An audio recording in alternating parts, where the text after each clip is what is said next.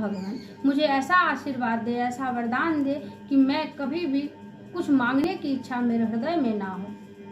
तब नृसिंह भगवान ने कहा कि मेरी इच्छा से तुम 1 मनवंतर तक मेरी प्रसन्नता के लिए तुम राज सिंहासन पर बैठ करके राज करो।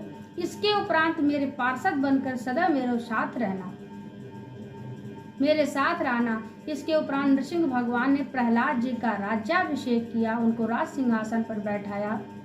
राज सिंहासन पर बैठ करके प्रहलाद जी को अपने पिता की याद आ गई। उन्होंने हाथ जोड़कर नृसिंह भगवान से कहा, भगवान मैं आपसे एक वर मांगना चाहता हूँ कि मेरे पिता ईश्वरीय तेज को ना जानकर आपकी बड़ी निंदा की है, उन्होंने आपसे बैर किया। मैं आपसे प्रार्थना करता हूँ कि वह जल्दी से नाश ना होने वाले दूसरा दोष से मेरे पिता शुद्ध हो जाएं। प्रहलाद जी के मुख से इस प्रकार के वचन को सुनकर के नृसिंह भगवान बड़े प्रसन्न होते हैं और कहा, पुत्र जिस पिता के घर में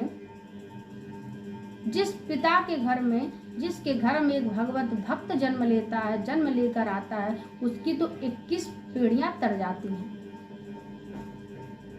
नृसिंह भगवान कहते हैं, पुत्र जिस पिता ने मेरा नाम लेने के कारण, मेरे नाम का स्मरण करने से तुम्हें कितना कष्ट दिया, तुम उसकी कितनी चिंता करते हो।